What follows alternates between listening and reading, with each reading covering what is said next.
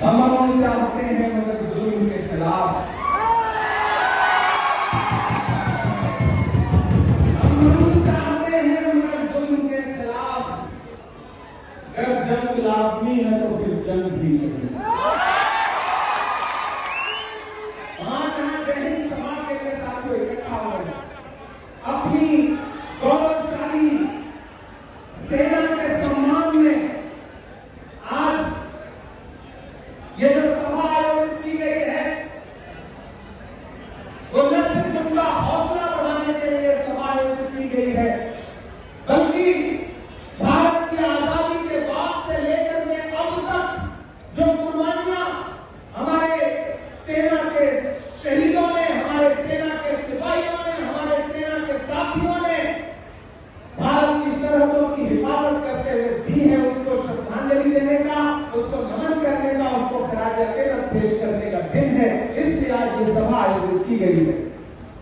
टूटने और बिखरने का चलन मांग लिया, टूटने और बिखरने का चलन मांग लिया, हमने हालात से शीशे का बदल मांग लिया। सब खड़े थे तकदीर के दरवाजे पर, लोग दौलत के लिए हमने वतन मांग लिया। पूरी कांग्रेस पार्टी आज यहां पे इकट्ठा है शहीद सभा में, और बस एक बात कह रही है कि अभी हालिया दिनों में जो पहलगाम में हमारे निर्दोष नागरिक मारे गए, शहीद हुए, उसके बाद हमारी सेना ने जो शौर्य दिखाया, जो हिम्मत दिखाई, उसको सैल्यूट करने का दिन है। और हम सारे लोग पहले दिन से हमारे नेता राहुल गांधी जी, हमारे राष्ट्रीय अध्यक्ष मल्लिकार्जुन खड़गे जी, सोनिया गांधी जी, प्रियंका गांधी जी, केसी वेणुगोपाल जी, सारे नेताओं ने एक स्वर से भारत की सरकार से कहा कि आप आगे बढ़िए, हमारे निर्दोष नागरिक मारे गए हैं, उनका बदला लीजिए। पूरी कांग्रेस पार्टी सहित पूरा अपोजिशन, पूरा विपक्ष मजबूती के साथ आपके साथ खड़ा है, सरकार के साथ खड़ा है, देश के साथ खड़ा है। लेकिन आज यहां खड़े होकर के ये पीड़ा भी, ये दर्द भी व्यक्त करना चाहता हूं कि एक तरफ तो जिस दिन ये घटना घटी, हमारे नेता राहुल गांधी जी अपना विदेश का दौरा छोड़ करके जब दिल्ली पहुंचे तो सीधे जम्मू कश्मीर पहुंच करके जो पहलगाम के घायल थे उनसे मिलने का काम किया। लेकिन प्रधानमंत्री जी जब विदेश का दौरा छोड़ करके लौटे तो किसी घायल के पास नहीं गए, बल्कि बिहार के मधुबनी में जाकर के उन्होंने जनसभा को संबोधित किया। इधर मीडिया कहती है कि विपक्ष राजनीति न करे सेना के नाम पर। विपक्ष सेना के नाम पर कभी राजनीति नहीं करना चाहता, न कभी करेगा। जिस विपक्ष के बड़े नेताओं ने इस मिट्टी के लिए अपनी जान कुर्बान कर दी, इंदिरा गांधी जी ने अपने सीने पर 3 दर्जन गोलियां खाई, जिस विपक्ष के प्रधानमंत्री राजीव गांधी जी ने इस मिट्टी के लिए अपनी जान कुर्बान कर दी, वो विपक्ष कभी सेना के नाम पर राजनीति नहीं कर सकता, न करेगा। लेकिन मैं तो सरकार से पूछना चाहता हूं कि जो देश भर में आपके पोस्टर लग रहे हैं सेना के नाम पर, आखिर ये राजनीति नहीं है तो क्या है? प्रधानमंत्री जी,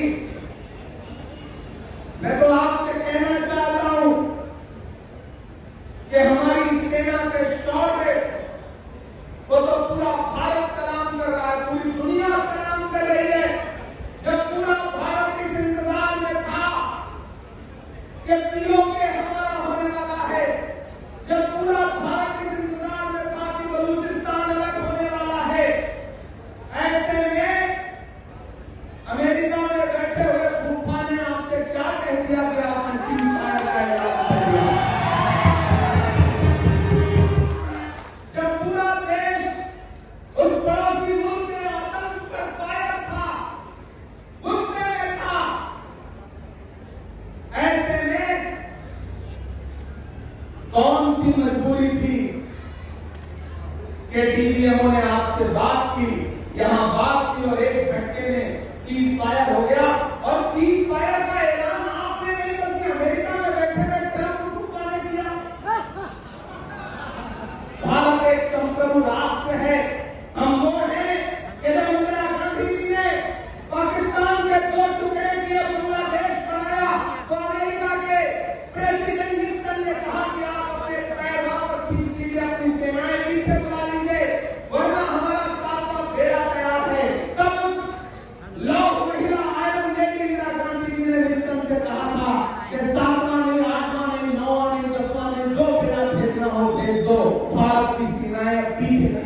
रहेगी जब तक पाकिस्तान की मौजूद है।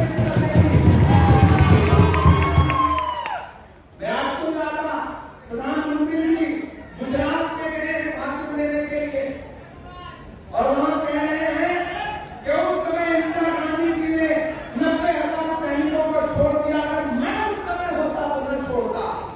मैं प्रधानमंत्री जी को याद दिलाना चाहता हूं कि मोदी जी आज तो आप ही प्रधानमंत्री हैं।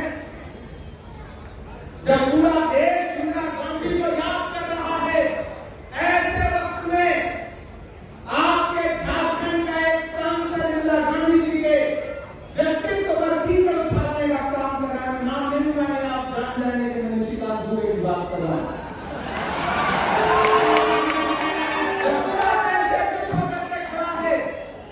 तो विदेश में बैठ करके दुबे जी बार बार इंदिरा गांधी जी पे सवाल खड़ा कर रहे हैं। अरे दुबे जी, मोदी जी, इंदिरा गांधी जी के व्यक्तित्व को आप समझ नहीं पाएंगे। सारा लघु बदन का जमीन को खिला दिया, मुझ पे बदन का कर्ज था मैंने चुका दिया। इंदिरा गांधी उस शख्सियत का नाम है कि बड़े-बड़े राष्ट्र कह रहे थे कि पीछे हटो। इंदिरा गांधी जी ने कहा कि जब भी भारत के जमीन और भारत के स्वाभिमान की बात आएगी, पूरी दुनिया एक तरफ खड़ी हो जाए, भारत एक तरफ खड़ा होगा, इंदिरा गांधी एक तरफ खड़ी होगी। मैं आज सभा में खड़ा होकर के लौह महिला आयरन लेडी इंदिरा गांधी जी को सैल्यूट करता हूं और सैल्यूट करता हूं पंडित जवाहरलाल नेहरू जी को, जिनकी आज बरसी है। हम सारे लोगों ने आज उनकी बरसी मनाई है। साथियों, मैं अपनी बहन शिल्पी बंधु तिर्की को बहुत बधाई भी दूंगा। मुझे याद है कि इसी मैदान में आया था, शाम हो चुकी थी, उजाला बहुत कम था, लाइट बहुत कम थी और आप सारे लोगों ने अपने मोबाइल की लाइट खोल दी थी और इसके विजुअल पूरी दुनिया में गए थे। और उसी दिन पूरे झारखंड ने ऐलान कर दिया था कि शिल्पी के खिलाफ जो साजिशें हैं, शिल्पी को कोई चुनाव नहीं हरा सकता। मैंने यही कहा था कि आप शिल्पी जी को एमएलए बना करके असेंबली पहुंचाइए। झारखंड में सरकार बनने जा रही है, अगर आप उन्हें एमएलए बना करके असेंबली में पहुंचाएंगे तो कांग्रेस पार्टी उन्हें मिनिस्टर बना करके आपके बीच में भेजेगी। और मुझे खुशी है कि मेरी पार्टी ने हम सबकी बात रखी, हम सबकी जबान रखी और मुझे गर्व है कि हमारी बहन अपने पिता की विरासत को, बंधु तिर्की जी की विरासत को जिस जज्बे के साथ, जिस समझदारी के साथ, जिस राजनीतिक दृष्टिकोण के साथ आगे बढ़ा रही हैं, वो यकीनन बहुत मुबारकबाद की, बधाई की बात है, मुबारकबाद की मुस्तहक है। मैं अपनी इस बहन के आने वाले मुस्तकबिल के लिए बहुत दुआएं भी दूंगा।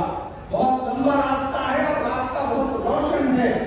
आने वाले वक्त में पूरा देश आपको सुनेगा, आपके काम को देखेगा। एक और बात कहकर अपना भाषण शुरू करूंगा। आदरणीय के राजू जी हमारे अल्पसंख्यक विभाग के, दलित विभाग के, ओबीसी विभाग के, आदिवासी विभाग के प्रभारी भी रह चुके हैं। उसके बाद आप यहाँ प्रभारी बन करके आए और मैंने के राजू जी का डेडिकेशन देखा है सामाजिक न्याय के प्रति, एससी, एसटी, ओबीसी, माइनॉरिटी के हुकूक के लिए के राजू जी के काम को मैं करीब से जानता हूं। इसलिए जब के राजू जी झारखंड के प्रभारी बना करके भेजे गए तो मुझे बहुत खुशी हुई और मुझे लगा कि झारखंड में सामाजिक न्याय का झंडा सबसे बुलंद होगा।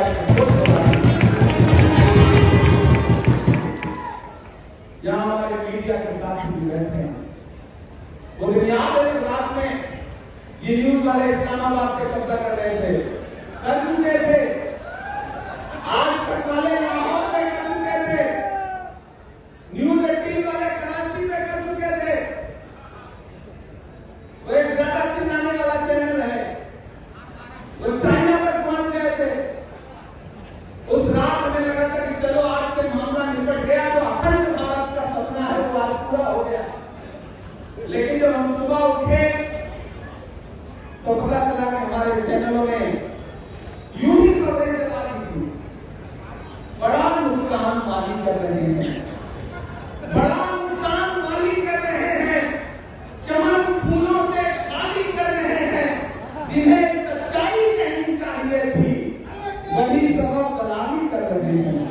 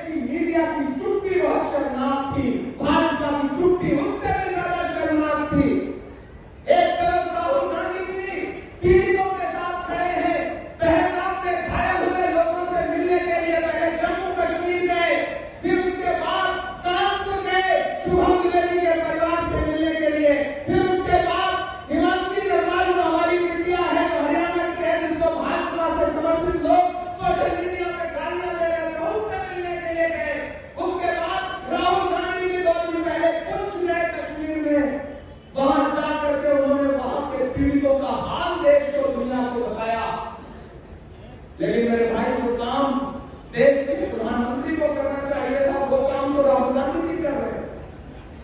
ये काम तो देश के प्रधानमंत्री को करना था कि चुनावी सभाएं छोड़ करके उन्हें लोगों के बीच में जाना चाहिए था।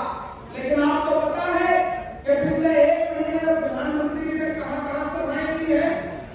बिहार में मधुबनी में जनसभा किया, गुजरात के कच्छ में सभा किया, आंध्र प्रदेश और केरल में जाकर के सभा किया।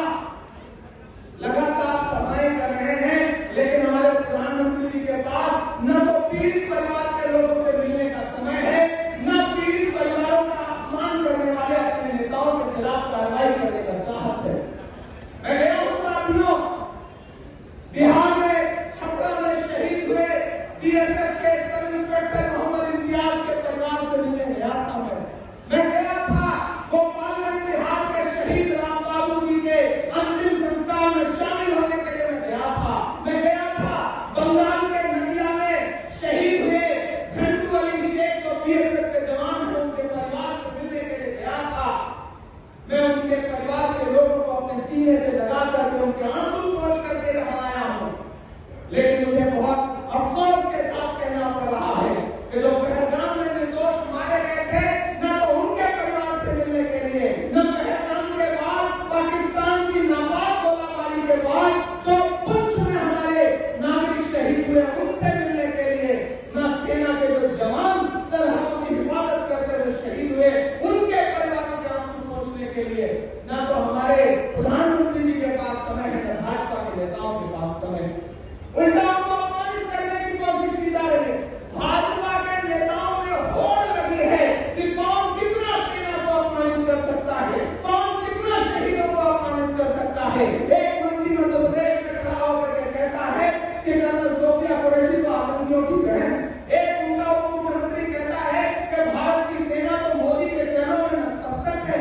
एक उनका हरियाणा का सांसद कहता है इधर गोली बरस रही थी पहलगाम में, तो जो वहां महिलाएं मौजूद थी उन्होंने अगर हिम्मत दिखाई होती तो फिर आतंकियों की हिम्मत का प्रतीक यह अपमान नहीं है तो और क्या है।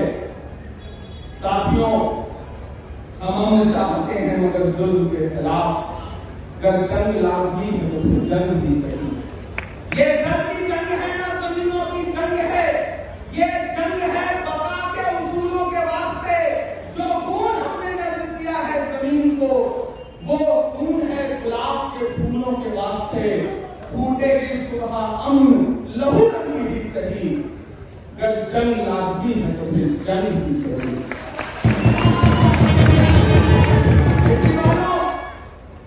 हम सेना के साहस को सलाम करते हैं, लेकिन सवाल तो पूछेंगे। हमारे शायर दोस्त हैं, शाहिद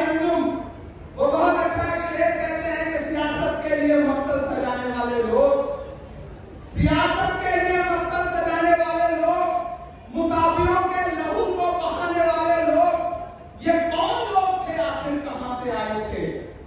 ये कौन लोग थे आखिर, कहां से आए थे?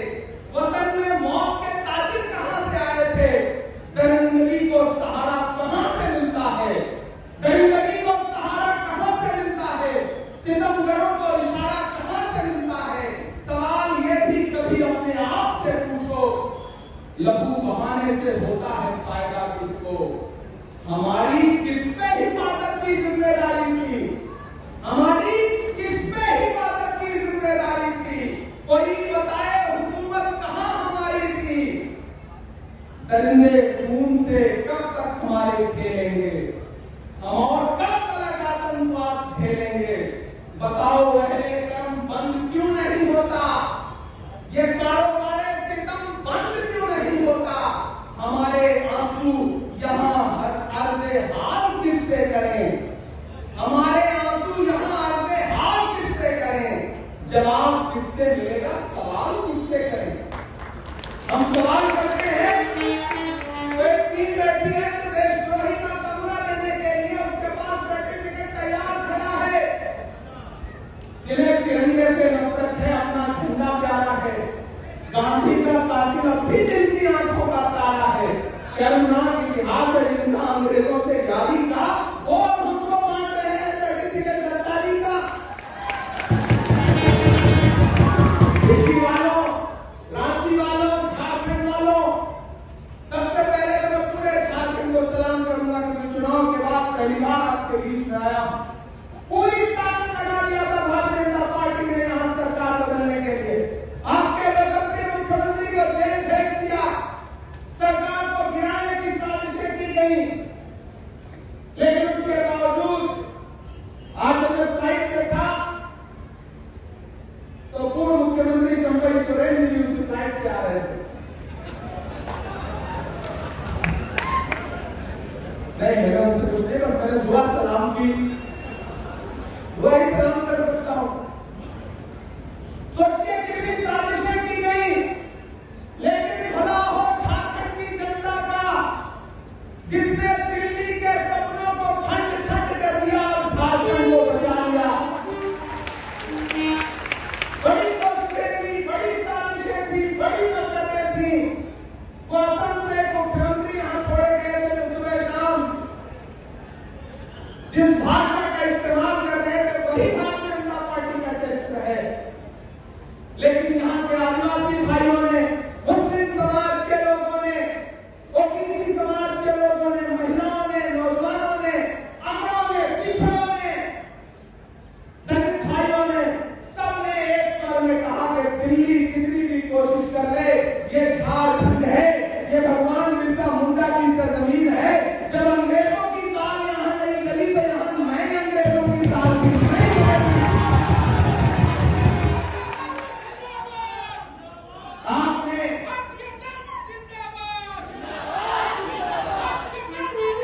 बहुत लोग ना भारतीय सेना जिंदाबाद,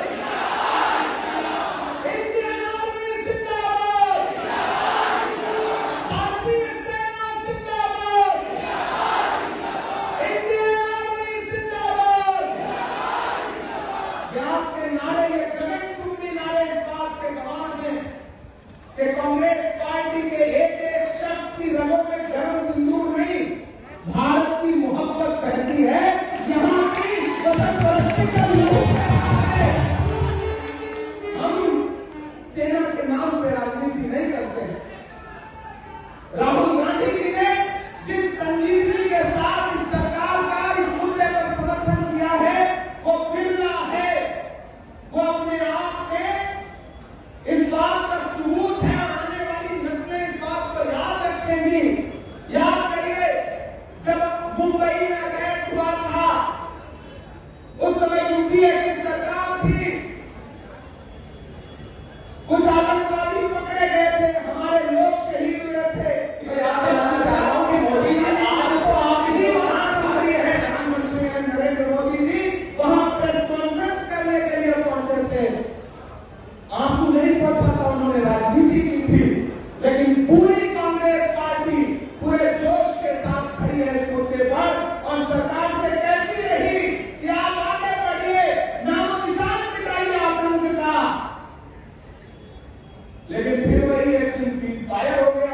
पूरा देश अलग उम्मीद में था और सरकार ने ट्रंप चर्चा के दबाव में सीज़फायर कर दिया। अब इस पर भी सवाल पूछिए तो कहते हैं कि आप सवाल नहीं पूछ सकते। क्यों नहीं पूछ सकते? हम पूछेंगे, हम अतिशय सोजा में भी हक बात कहेंगे, कुंदन की तरह शहर में ताबिंदा रहेंगे। तारीख बताती है कि हर दौर सितम में हम जिंदा थे, हम जिंदा हैं, हम जिंदा रहेंगे। हम सवाल को पूछेंगे, झारखंड वालों, अमन का क्यों कोई पैगाम नहीं जाता है? अमन का क्यों कोई पैगाम नहीं जाता है? नफरतों पर कोई इल्जाम नहीं जाता है। आंख मूंदू तो वही खून लगा मंजर है, मेरी आंखों से पहलगाम नहीं जाता है। लेकिन जब जब पहलगाम का जिक्र होगा तब तक हम सरकार से जरूर पूछेंगे कि वो 4 आतंकी जिन्होंने भारत के निर्दोष नागरिकों पर गोलियां बरसा करके उनका नाम पूछ करके उन्हें जान से मार दिया, वो 4 आतंकी कहां है? वो पकड़े गए या नहीं पकड़े गए? उनको मारा गया या नहीं मारा गया? और जब आप सीज़फायर कर रहे थे तो आपने पाकिस्तान पर अमेरिका से ये क्यों नहीं कहा कि पहले वो 4 दरिंदे भारत के सुपुर्द किया जाए, उन्हें दिल्ली जाकर के खुलेआम फांसी के फंदे पर लटकाया जाए, उसके बाद कोई सीज़फायर होगा? मुझे अफसोस है कि आज तक सरकार ये बताने को तैयार नहीं है कि वो 4 दरिंदे कहां हैं जिन्होंने इस देश के 27 निर्दोष नागरिकों को गोली मार के हलाक किया। हम सवाल को पूछेंगे, सवाल को पूछना पड़ेगा साथियों। लेकिन इस पूरे घटनाक्रम ने एक बात और साबित की, पूरा देश एकजुट होकर के खड़ा किया, पूरा देश को इकट्ठा खड़ा किया। और जिस दिन टीवी पर पहली बार हमने बहन योगिका और बहन सोफिया कुरैशी को एक साथ देखा तो लगा कि राहुल गांधी जी का जो नारा है ना, नफरत छोड़ो भारत जोड़ो, भारत को एकजुट करो, उधर पड़ोसी मुल्क की नापाक हरकतों ने हमें बांटने की साजिश की थी, लेकिन हम भारत के लोग, हम हिंदुस्तान के लोग इतनी एकजुटता के साथ पूरी दुनिया के सामने खड़े आए, नजर आए कि पड़ोसी मुल्क की हिम्मत नहीं पड़ी आगे बढ़ने की। लेकिन उन तस्वीरों ने एक संदेशा भी दिया। वो संदेशा ये था, ये किसने कह दिया वो उनसे के वक्त पंचर बनाते हैं। कमजोर तालियों के साथ नहीं सुनना है इस बात को। ये किसने कह दिया तुमसे के बस पंचर बनाते हैं? वतन पर हंस के लोग कट जाए ऐसे सर बनाते हैं। जब भी तुमको लहू की जरूरत पड़ेगी, मैं यहाँ इनकी के मैदान में खड़ा होकर ये कह रहा हूं, मैंने वक्त मिलकर बोलते हुए देश की संसद में भी ये बात कही थी कि मंत्री जी, जब भी देश को लहू की जरूरत पड़ेगी आपसे 2 कदम आगे इमरान खड़ा मिलेगा।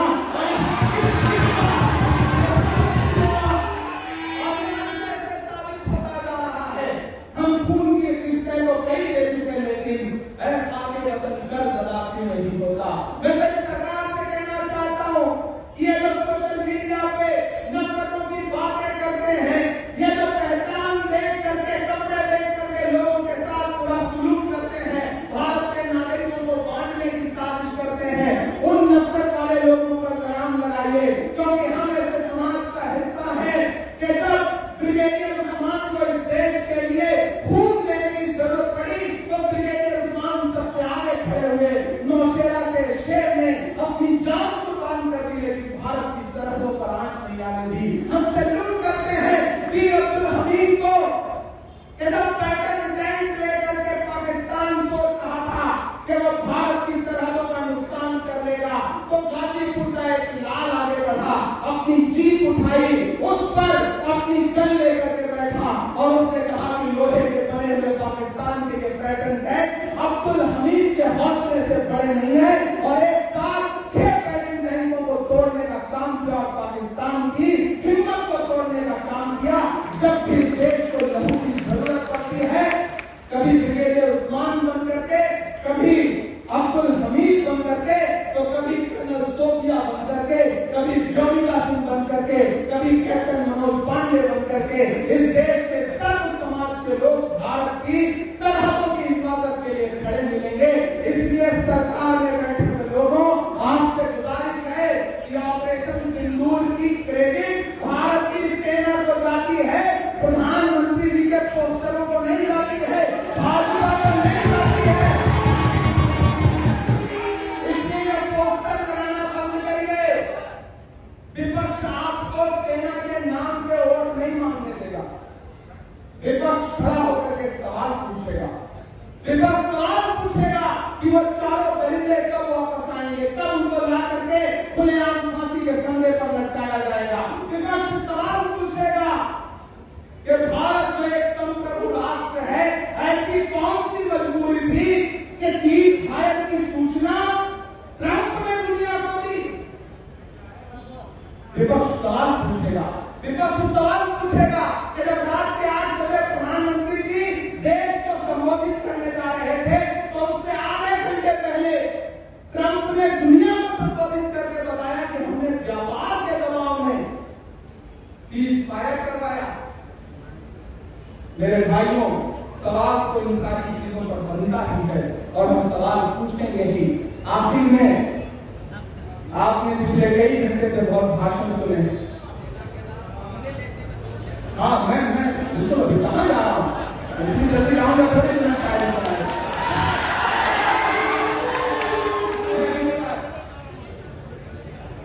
कि आपको मैं जब आया था तो मैंने कहा था कि आप बहन शिल्पी को जिता करके असेंबली पहुंचाइए, मैं फिर से आपका शुक्रिया अदा करने के लिए आऊंगा। मैंने कहा था आपसे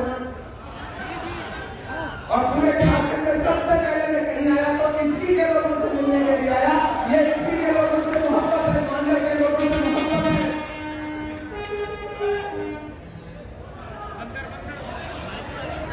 मैं 4 मुझसे पढ़ता हूं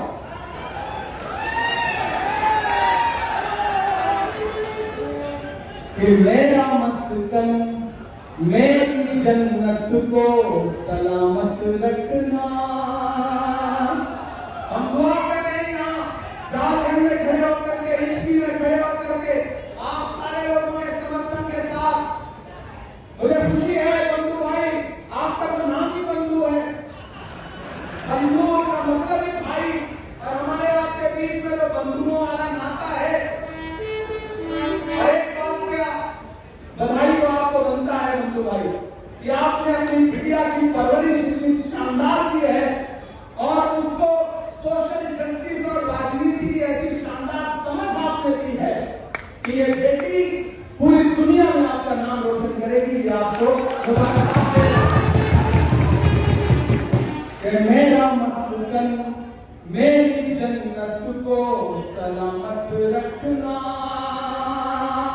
अगली लाइन में कहां से वहां तक आपकी दुआएं जाएं दिल्ली तक। मेरा मस्कन मेरी जन्नत को सलामत रखना, मेरे मौला मेरे भारत को सलामत रखना। मेरा मस्कन मेरी जन्नत को सलामत रखना, मेरे मौला मेरे भारत को सलामत रखना। कि सोचता हूं तो मेरी आंख छलक जाती है, मुल्क से रूह का रिश्ता बड़ा जज्बाती है। अगली तो 2 लाइनें हैं जहां मौजूद एक हाथ को कसम है, कोई खामोश नहीं रहेगा। कि सोचता हूं तो मेरी आंख छलक जाती है, मुल्क से रूह का रिश्ता बड़ा जज्बाती है। मेरे आका ने मदीने में कहा था ये कभी, अभी नहीं, अगली लाइन पे कि सोचता हूं तो मेरी आंख छलक जाती है, मुल्क से रूह का रिश्ता बड़ा जज्बाती है। मेरे आका ने मदीने में कहा था ये कभी,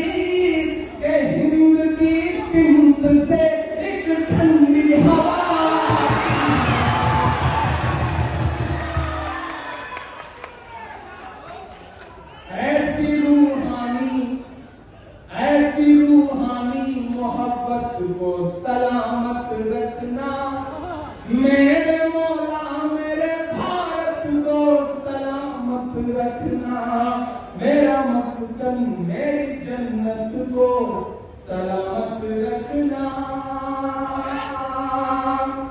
वो चाहते हैं कि हिंदुस्तान छोड़ दें हम, बताओ भूत के डर से मकान छोड़ दें हम? मैं आखिरी बंद करना ही करूंगा। मेरे मौला मेरे भारत को सलामत रखना।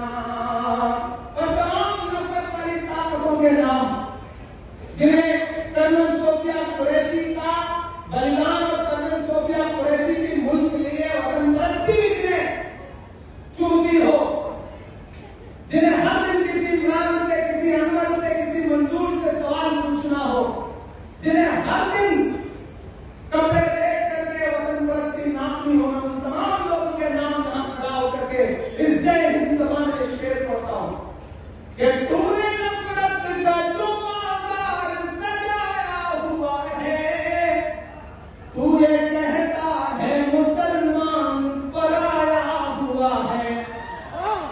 आज दिल चीर के दिखलाऊं वतन का नक्शा। अब तैयार है ना? आज दिल चीर के दिखलाऊं वतन का नक्शा। मेरा भारत मेरी सांसों में समाया हुआ है।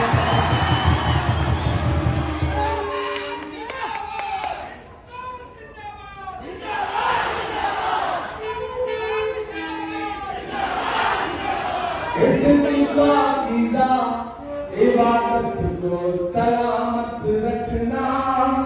मेरे मौला मेरे भारत को सलामत रखना।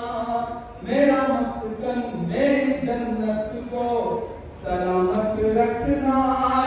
मेरे मौला मेरे भारत को सलामत रखना। झारखंड वालों, मैं अपने नेता राहुल गांधी जी की तरफ से, मल्लिकार्जुन खड़गे जी की तरफ से, आपके प्रभारी तेराजू जी की तरफ से, केशव मेहतो कमलेश जी की तरफ से, राजेश ठाकुर जी की तरफ से, शहजादा अहमद साहब की तरफ से, मंजूर अंसारी की तरफ से, जीनत जी की तरफ से, आपके चेहरे बंदुद्दीन जी की तरफ से, श्रीलला जी की तरफ से, और अपनी बहन शिल्पी बंदुद्दीन जी के तरफ से पूरे झारखंड ही नहीं बल्कि पूरे भारत को ये पैगाम देना चाहता हूं कि हम कल भी, हमारी पार्टी कल भी इस देश के लिए अपने शरीर का एक खून का कतरा लुटाने के लिए, कुर्बान करने के लिए तैयार थी। और आज भी हम सारे लोग इस देश की मिट्टी की मोहब्बत के लिए खड़े हैं। लेकिन सवाल को पूछेंगे, सवाल को पूछना पड़ेगा। मैं सवाल को पूछूंगा प्रधानमंत्री जी से कि प्रधानमंत्री जी, आपके लिए चुनावी रैलियां ज्यादा जरूरी हैं या शहीदों का परिवार ज्यादा जरूरी है? मैं सवाल को पूछूंगा, मैं सवाल जरूर पूछूंगा और वक्त पर पूछूंगा। वक्त पर पूछना ज्यादा जरूरी है। आने वाले दिनों में पूछेंगे तो देर हो जाएगी। वक्त की कीमत हम सारे लोगों को करनी चाहिए। जो अखबार सुबह 5 रुपए का एक मिलता है, वक्त निकल जाता है तो शाम को वही 5 रुपए का 1 किलो मिलता है। तो वक्त पर तो पूछना पड़ेगा। हम वक्त पर तो पूछेंगे साथियों, हम सवाल पूछेंगे।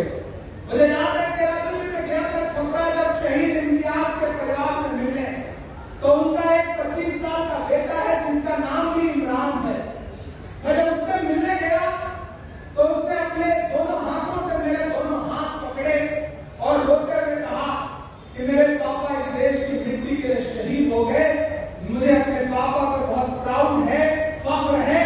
लेकिन इमरान साहब, हम ये भी कह रहे हैं कि अगर कल को इस देश के लिए मुझे भी अपनी कुर्बानी देनी पड़े तो मैं तैयार हूं। ये जज्बा है। मैं जब गया झुंझुनू वाली शेख के परिवार से मिलने, तो उनका 10 साल का बेटा मुझसे रो के कहने लगा कि मेरे पापा चाहते थे कि मैं IAS बनूं।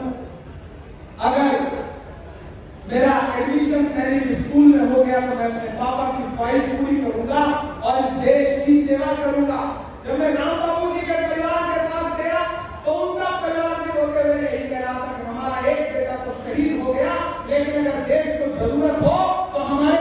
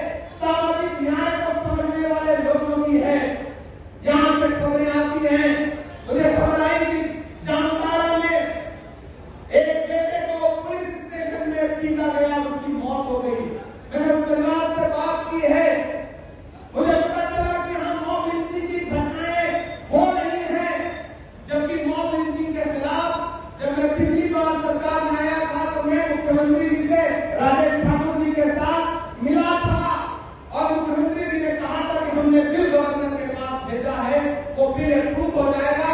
उसके बाद किसी भीड़ की हिम्मत नहीं होगी कि वो किसी की जान ले सके।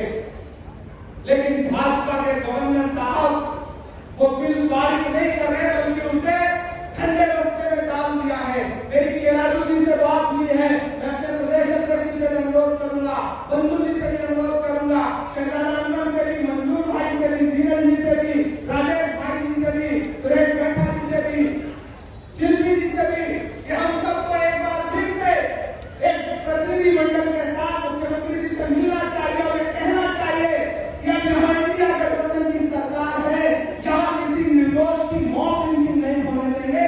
उसके लिए जो लड़ाई लड़नी पड़ेगी वो लड़ाई हम लड़ेंगे।